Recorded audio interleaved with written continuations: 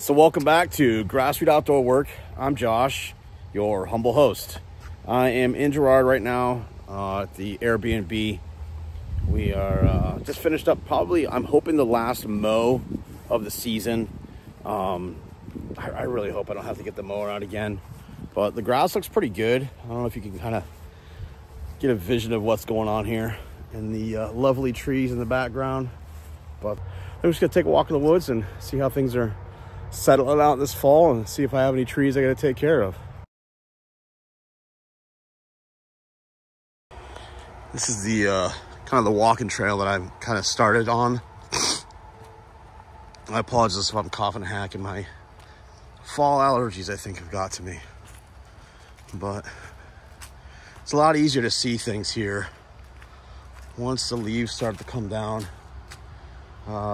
This spot right in here comes all the way across. There's a low spot. I cut this out with a rental excavator a couple weeks ago. I want to get back in there and get these dead pieces of ash. Start picking through all this dead stuff this fall. I'll probably bring the tractor out here and leave it here for the winter. We're at the side-by-side to clear the driveway in Pierpont, the house. But I want to see if I can get out here some during the fall once all the leaves start to come off. And you can see there's some damage that's happened through the season here. You can see that ash tree that fell down there is leaning into something.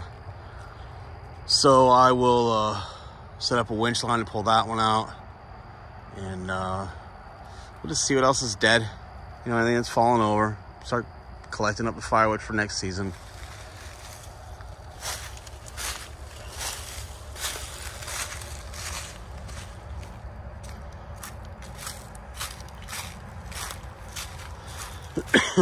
Excuse me. Now I've got more trail across here, but there's a spot here that's always wet. That's why I have this little swale there. It makes a pond in the fall, spring melt. It'll all back all the way up. But I want to I'm going to raise this up a little bit and get some backfill, some fill in here. Raise this up to probably the height that I'm standing at over here. And make a land bridge, I think, with a piece of culvert. It's going to take a lot of material just to get it put up. But keep walking.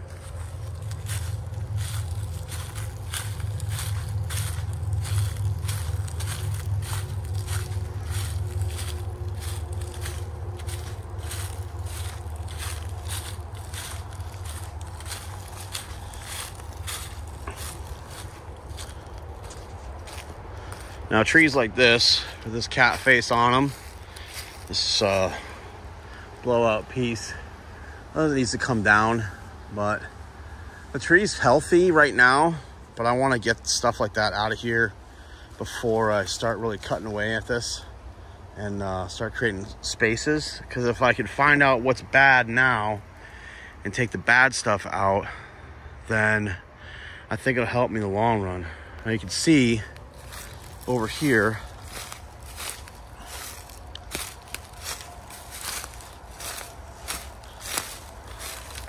it's already starting to fill up with the water just from the rain we've had over the past couple days. It'll start filling up, and it's got two places to go. You can go out to the right here, out this way, or out to the left, your left, or it could come around this place that we've got that goes into the low spot. This side really doesn't go that far.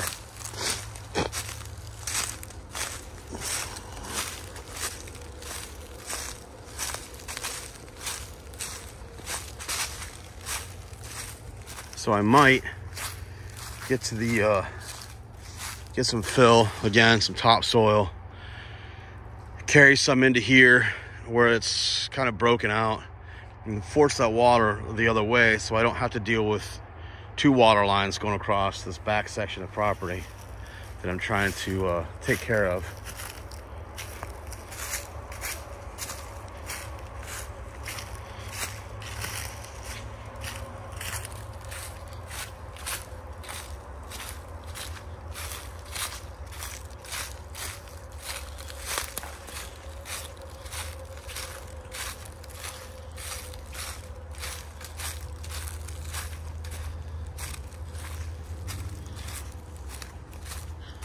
what I need to do is see off in the distance here. There is, right through that stand of trees there, is the property line. It's the corner of the property line.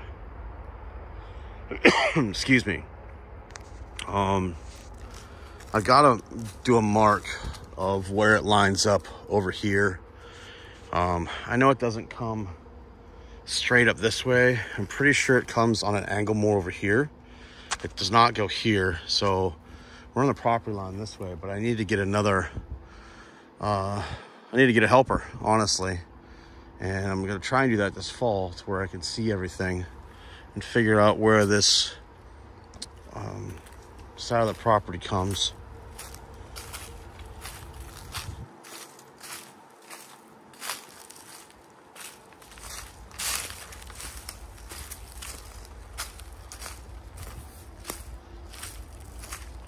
And then hopefully I'll get it all marked out. We can see where the edges are. This is it's a hemlock that fell earlier this year. It's not a bad stump. I didn't do the greatest job on it, but had a little bit too much fiber up inside. But it was only a top. So I had to deal with that.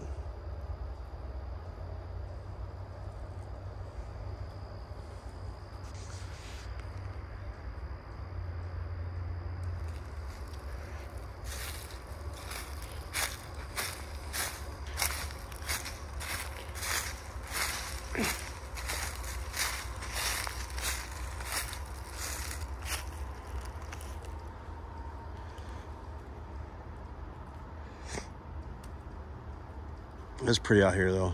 I like it.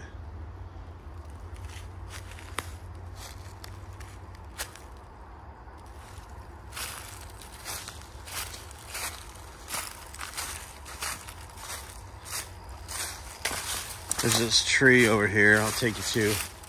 Girls have a tire swing in it. It's a neat old tree. I always want to see what'll happen if I cut it down. What these bends, you know, how the grain is gonna go and make that straight angle going up there.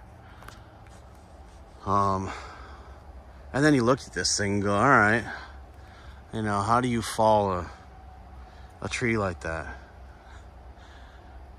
Or do you leave it? I think it's a cool tree. I'll probably never cut it down. But if you leave it up there, you know, it makes a neat treehouse kind of thing, you know. Lost a tree over there. That just fell not too long ago. It must have been really recent.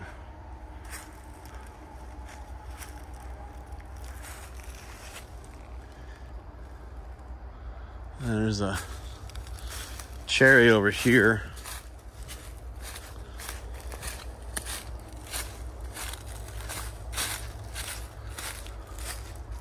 That's dead.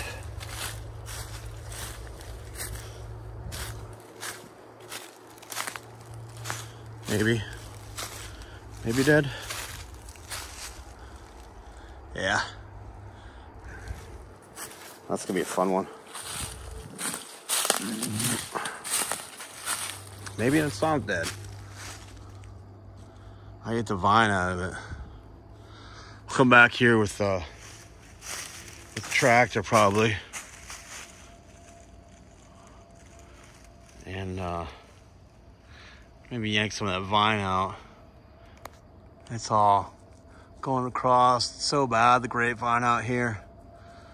They say there's two ways you can do it. You can do a hack and squirt, where you cut the base of the vine and you spray Roundup in it, or brush killer, and it'll take those down and kill it slowly. Or you can yank them. It's not the easiest thing to do, but it is doable. Not many dead ones out here right now.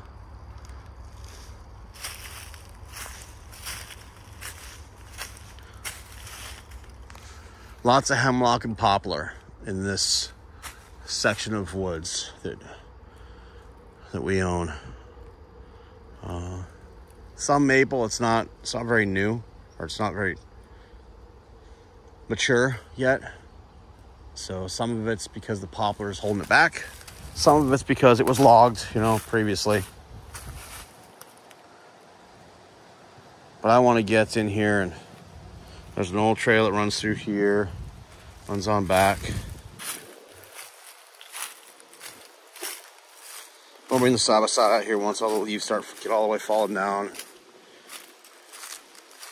Bring the tractor at the same time.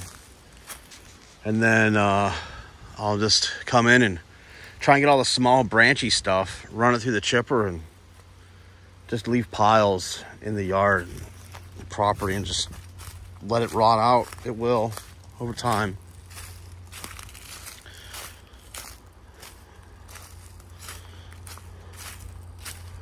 But this is about the only time I can actually be able to walk back here and look at things, because normally this is all flooded.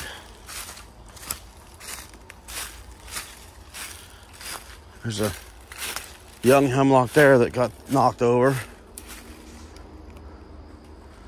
so I'll have to take that one out too. Look at that.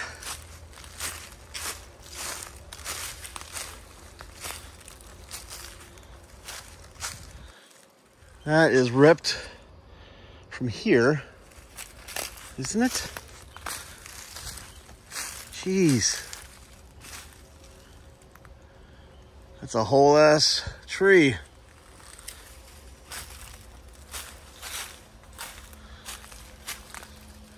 Killed by ivy and wind. Man, it snapped a whole bunch of stuff here. Snap the top out of that.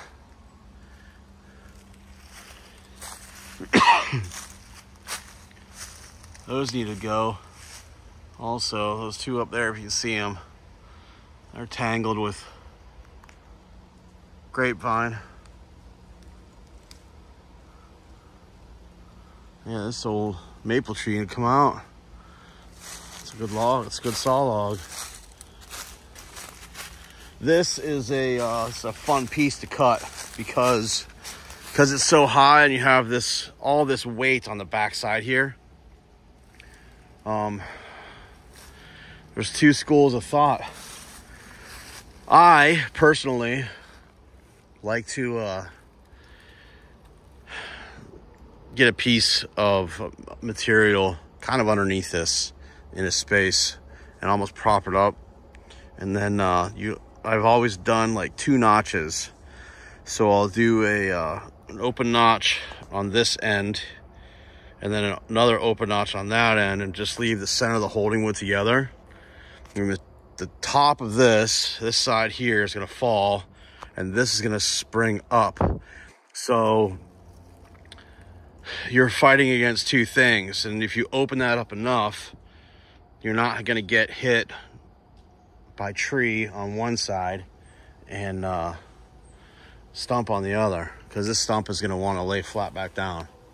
So that'll be a little hair-raising experience. Let's look at the top of this thing more.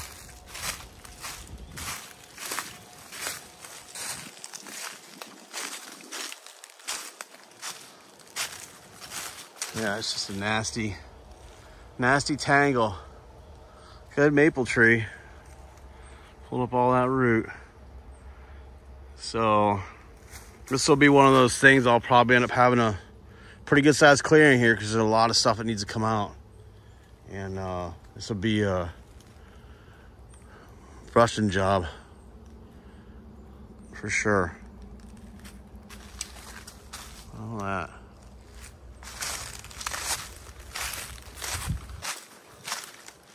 And this is what's killing it. All the grapevine. Killing all this stuff in here. So I'm gonna come back here for sure and start working on these. Because that maple there is next to a hemlock.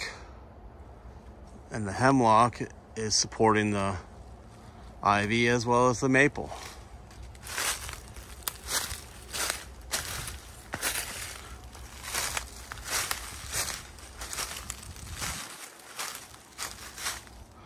A big good tree was all from grapevine.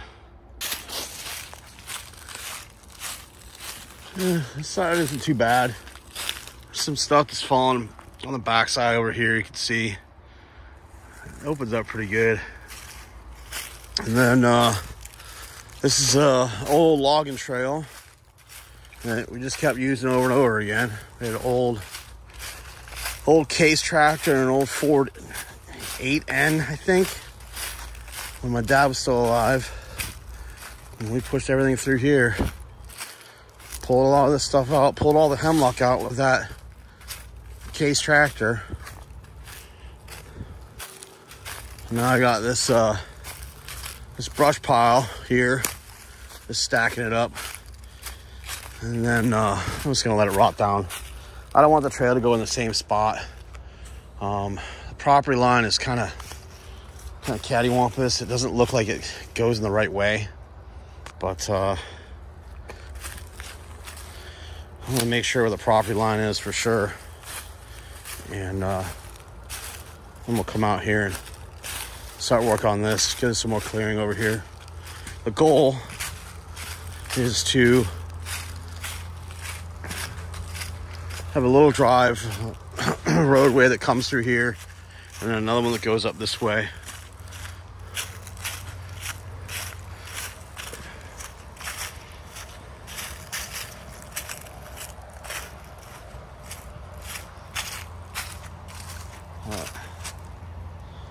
Yeah, we'll see what we can do. And there's the house with all the new shingles from M&N Remodeling Erie. I'll throw a link down in the description and see if I can find a picture of the old shingles. But goal, a couple other things I want to do with this. This opening here used to be a deck along the side. I want to rebuild another one, not quite as wide. This is where the rain falls, and I gotta do a little bit of joist work on the bottom, or sill work on the bottom, and then we'll open that back up so that people can come through there. And then on the back, I want to do a low deck, a floating deck, I guess. So no rails, so it'll come just off the bottom of the stair. You'll walk right out onto this platform that's out here, kind of give it another seating area so you can see the back of the property and, you know, not be in the front, but that's what we're doing so far. Hey everyone, it's Josh from Grassroot Outdoor Work. On my way home from the Airbnb, just wanted to close out that last video. I don't know if it made a whole bunch of sense of what I was trying to talk about, but really what I got going on is some fall cleanup I'm trying to do on a couple different properties. The Airbnb in Girard being the first place we want to work on, so that I can start some improvement in the coming years. But anyway, if you are new to the channel and you do like this kind of outdoor work, grassroots outdoor work experience, go ahead and give me a like, give me a follow.